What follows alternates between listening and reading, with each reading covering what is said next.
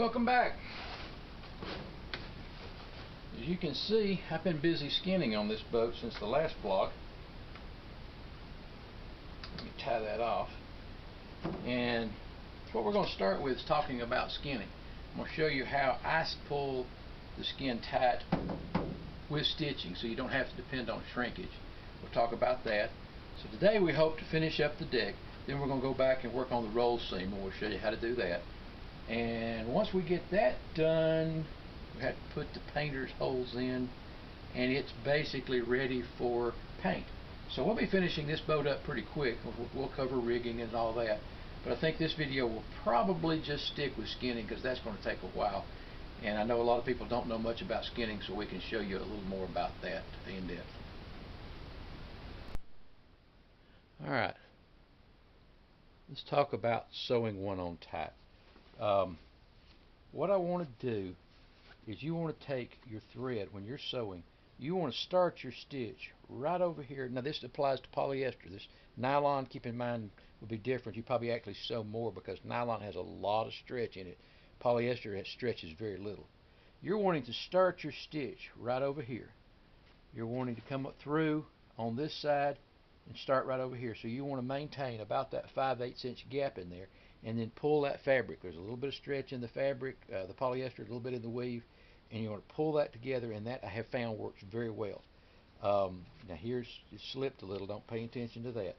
But what I'm going to do is when you're sewing, you're going to grab this fabric. Remember also, you got to pull it forward because you want to keep these two even. If you get one ahead of the other, eventually it's going to catch up with you, and you're going to have a pucker like that to deal with. So what I do is I pull it snug. I can feel my edge right there. Now I usually put my thumb here so I can use it as a spacer, but I know where I'm going. And I'm going to put that needle through right there. If you'll look, that is right on that edge. That is going to be about a 5/8 gap. Pull this through. Same thing on the other side. I'm going to pull it forward, and I'm pulling it snug, not necessarily tight. And I'm coming straight across and line up with that one. Line up with that. I'm actually poking it into my finger so I can feel it. Let me go. Here, I'm going to go between my fingers, or try. Alright, and then I come out. And I'm going to do the same thing. I'm going to come down here and say, you need something to use your spacing with, and there's nothing wrong with using a ruler to keep consistent. I've done this long enough. I just use my finger. I know right about where I need to be. I've done, quite a few of these. I've done thousands of stitches, so it's easy for me. I come through over here, and then again, grab it tight, pull it up this way, pull it forward, line up with that one, come straight across. I know this hands are hiding this, but you come right across the edge. I can see right there. I can feel there I am. I'm lined up good. Let me pull this snug.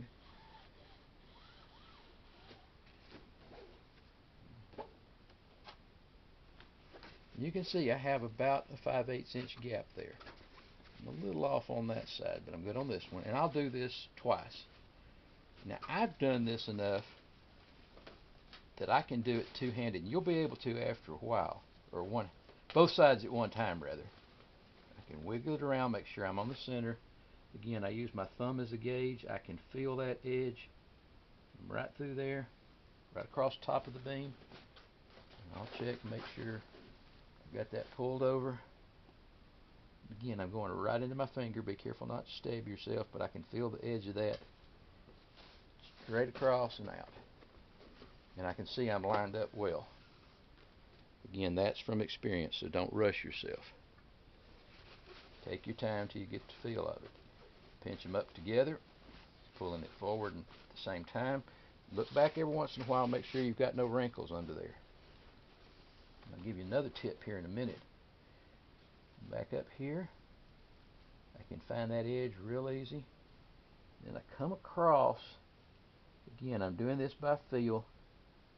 I see the needle coming out in the right place.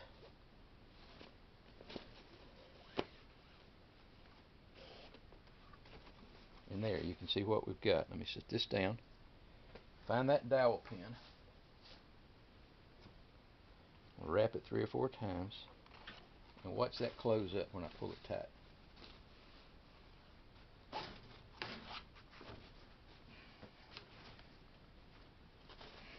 And see, now that stitch is pulled tight because you'll see that move. Grab your second one. Pull it down there, clamp it. Oops, leave that. I want to take this one off. Now listen. That's the way you sew a seam on. Make sure you're pulling up. You're going to have little tiny gaps between the stitches because I'm using kind of big stitches. That's okay. But you see right there, when they're pulled tight, they're together. There's no gaps in there. Now the other thing, let's back up to camera and I'll show you something to watch for.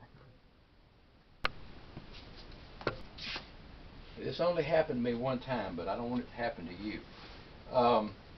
I was doing this, you know, it felt really good, really tight. What happened on the far side over here, this section down through here for some reason got hung on this edge, and this was as loose as this right here. This was tight, this was tight, this was tight, this down here wasn't. So remember, as you go along, reach down there and just check and make sure it hasn't got snagged on anything, you know, for whatever reason it's not pulling tight. And something I forgot to mention was the stitching size. Now on this one we're going to take this and roll it down and do the traditional rolled seam. What I forgot about to mention was if you're doing a double corded stitch, you don't want to use a great big stitch like that because you saw there's always some little gaps in between where it puckers. You want to use small stitching and pull those two pieces of fabric just as tight together as you can, because you're going to have, if you have gaps down through there, that paint's got to span that to seal it, or if you're using varnish, whatever you're using to seal it, you got to get those two real tight together. So use small stitches on those. On this, because the rolled up, we're going to have a lot of fabric to seal, we can get away with wider stitches, but don't do it on the double corded or you will have leaks.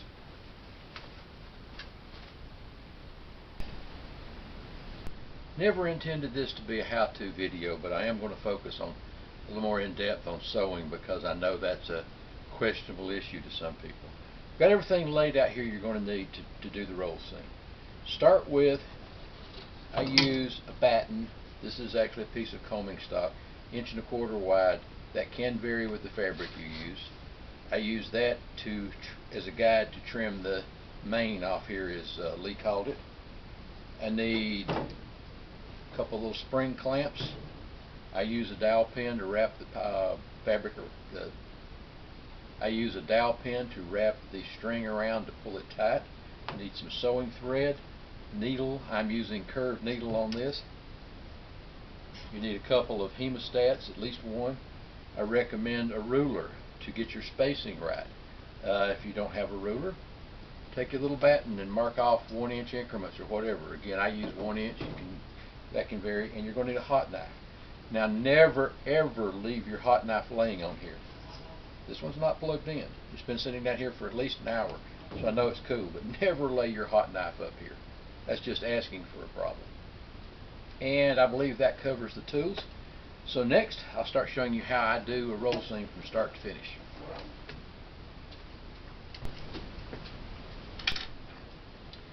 First step is to trim all of this down.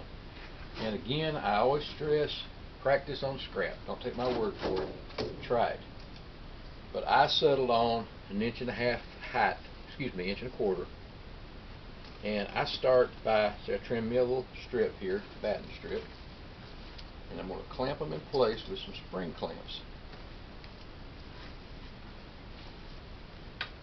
And I'm going to get the hot knife. I've got my hot knife, and I'm going to use this as a guide to get the height right. Just make sure it's in position.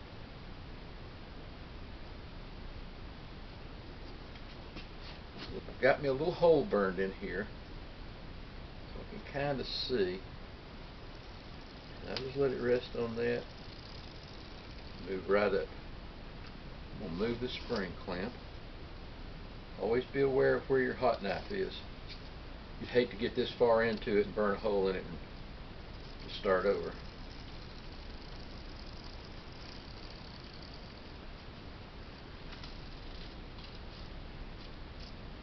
it up. Be careful if it's combing. Might need to do a little additional trimming there, but then I'll just take it.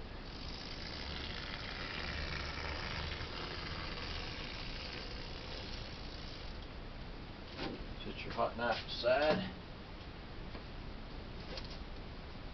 Reposition this and just go all the way down the boat.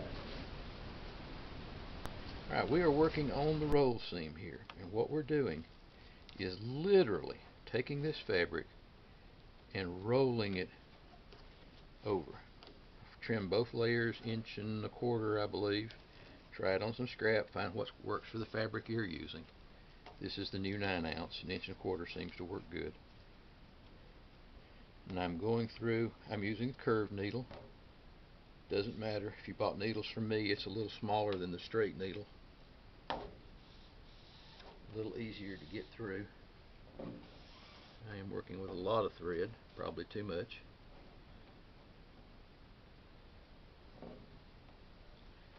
Here's my end. Yeah, I wish I cut that a little shorter. I'm using a ruler. I'm doing stitches 1 inch apart because I care very much about how my boats look. Some people don't. It's all about the function. That's your choice. I'm going through. Right there's the old stitch. I'm going right above that, or right in that line where you're capturing the fabric. You're pulling. You can't see it, but you're pulling both. Both sides are pulled together, so I'm going right there where they contact. Roll this some more. You're constantly rolling because it slips on you. It wears on the wrist if you're not used to something like this. Sure wears on mine. Right through there. I do that 3, maybe 4 times.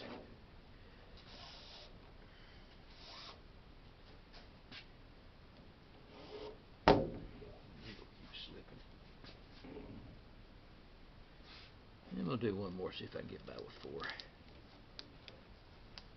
Again, roll back up, roll it up tight again. Right through where both fabric faces meet. Right at that seam. Which is sometimes easier said than done. There it goes.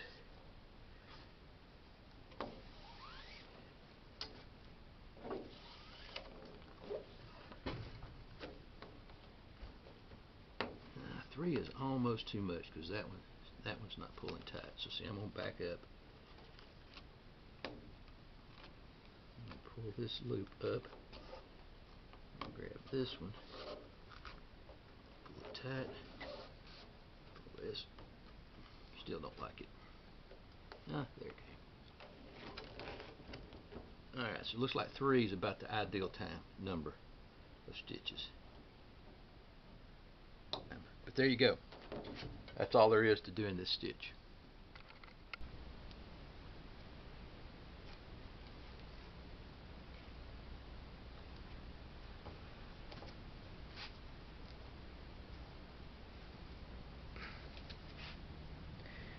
Now then, we're at the end. Just sew over 2 or 3 times. Loop it through itself. Kind of knot it off.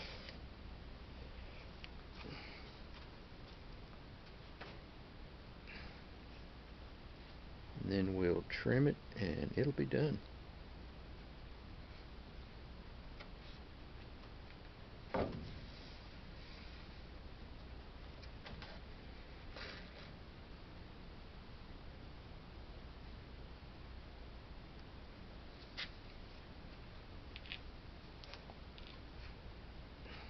I'm going to knot it.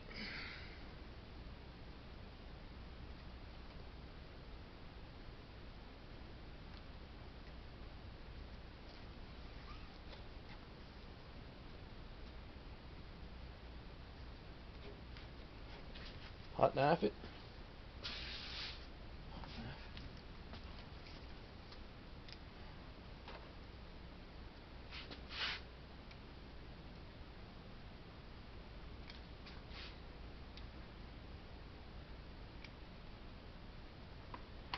What Watch that. Is that still hot?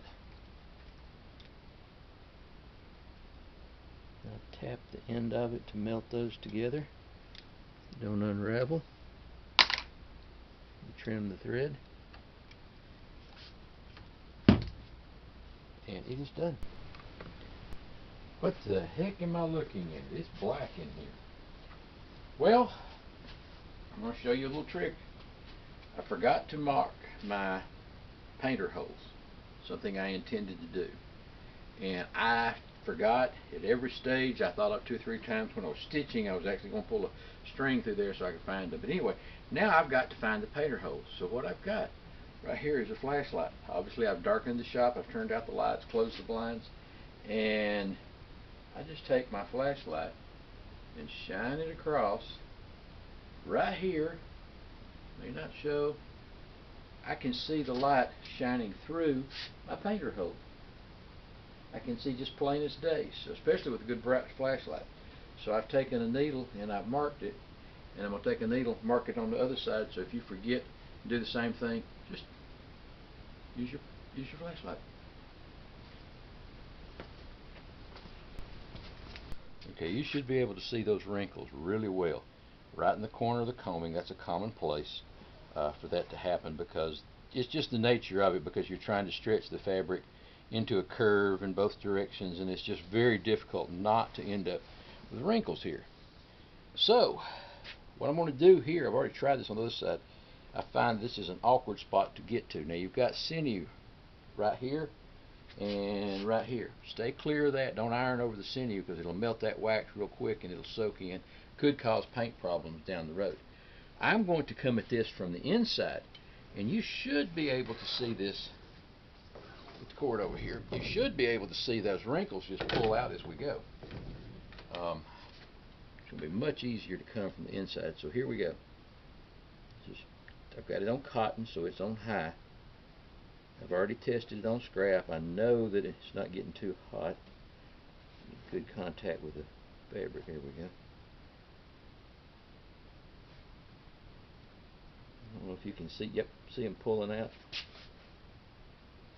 kind of, oh, there we go. Kind of awkward, but when I get the iron on there good and get it warm, it'll just pull right out.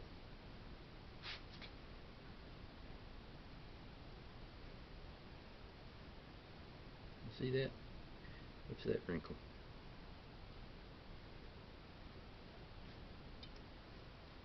These up through here. It's kind of awkward coming under the bottom, but it's easier than the top. And I see little whiffs of smoke. I don't know if it's steam or what, but it doesn't worry me. Now I go back, look at that, nice and smooth. And now I'm going to go back over this down here I couldn't get to again. Remember where your sinew is. And it's just real slow, back and forth. Don't ever let it rest, just in case. I'm going to go here, see if I can do this so I'm not blocking the camera.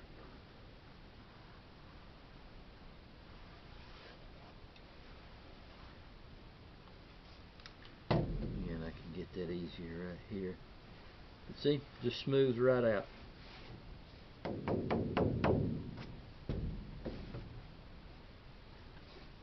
I'm going to go over this some more because I want it to shrink real well.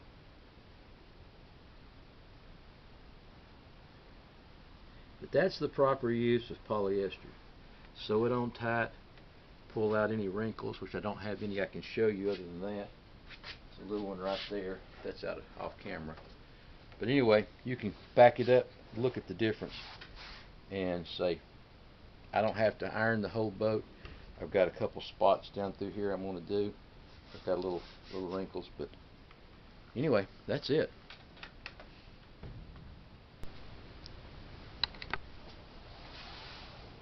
Yeah, I'm just standing here admiring this boat, not patting myself on the back, but this is a beautiful boat. I love SHAD. So we are at a good stopping point for this video.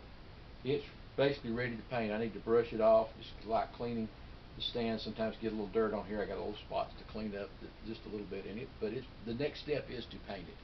It's going to be a couple days before I can start on that. I've got a customer who ordered a short shot kit, so I need to cut it out, and I can't really paint uh, and make a kit at the same time, because it just produces too much dust. My shop's too small. I don't have a dedicated paint booth. So we're going to stop here, and next week when we start filming again, we'll pick up with the painting and hopefully rigging out. I expect that video will show we'll take it through to the finished stages. You sometimes see my shop cats, pictures of shop cats we've had down here. This is our regular. This is one of ours, actually. This is Moose. He's a gray tabby. He's useless. We're fond of saying he's not very smart, but at least he's handsome. He is my official shop cat. The others you see are just rescues that have wandered up. We'll take care of them until we can turn them over to somebody else and they send them on. But anyway, me and Moose appreciate you watching. Thanks a lot. Bye.